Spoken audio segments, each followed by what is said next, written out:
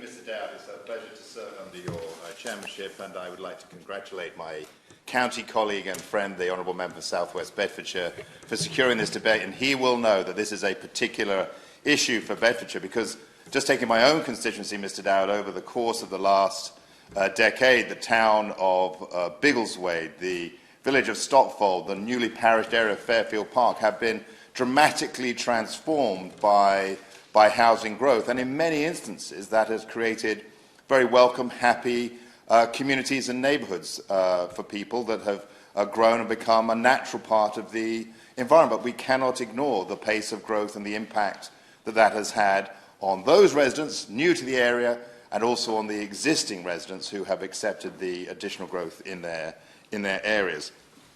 And of course, there are two issues that make for happy communities. The first is the pace of growth sustainable, and are the services there that people come to expect from the government in terms of school places, and today, as we're discussing, in terms of GPs.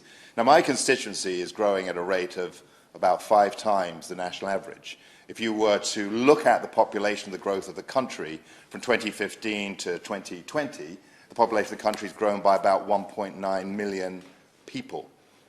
If you all just grown at the same pace as my constituency, there'd be over 5 million new people in this country. So I asked the Minister, when it comes to housing, could we please consider an absolute cap on what local communities are expected to have in any long period of time? If we don't have that, then market forces, we don't have this pressure against market forces, then I fear that we are building some concerns for the future. Can we also, when he looks at the issues of planning reforms, and I know Conservative colleagues, replete in their number here today, have a large number of questions about planning reforms.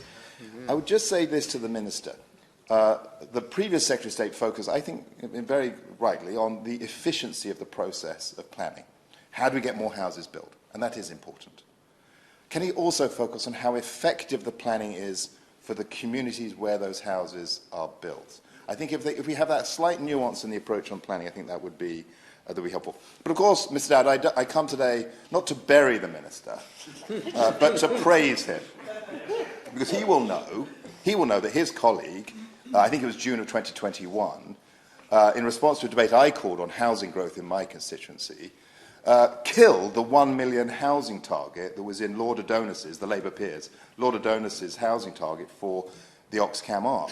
And the Minister will also know, Mr. Dowd, that his department, under the new Secretary of State, has actually said that they wish to de-emphasise, to flush away the Oxcam Arc, which Lord Adonis was using as his Trojan horse. Lord Adonis, the Labour peer, was using as his Trojan horse to build 1 million houses in the spaces of Buckinghamshire, Bedfordshire and Cambridgeshire.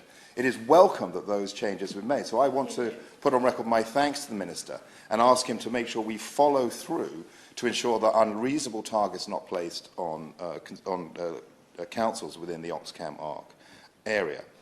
He will also know that his colleague said that he would arrange meetings for me with the Department of Education for school places and with the Department for Health on GP places.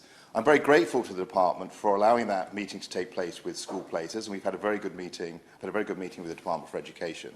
But I am interested to learn more from the NHS, and I'm completing a survey of GPs, and around June of this year I'll have the opportunity to present a report. So could he follow up on that with his departmental colleagues in the Department of Health to ensure that I get access to the Secretary of State when that report is ready?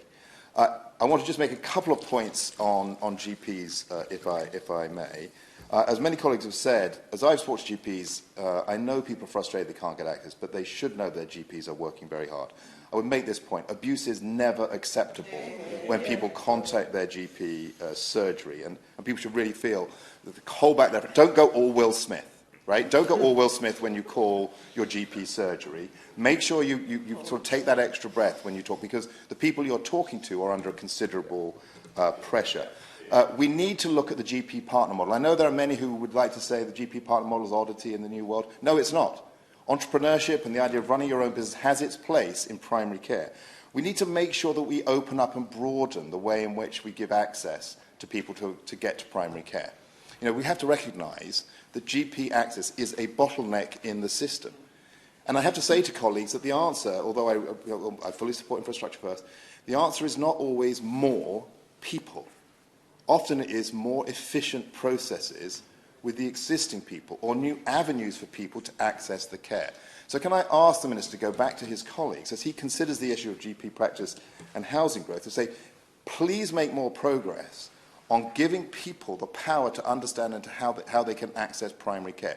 We're making good progress with the NHS app, but it's an NHS app which is designed for us, but actually looks like it's designed for doctors. It's very hard to make effective consumer decisions using that app. Broaden the access for people to get into primary care through chemists and other facilities, and please move forward with diagnostic centres. Thank you.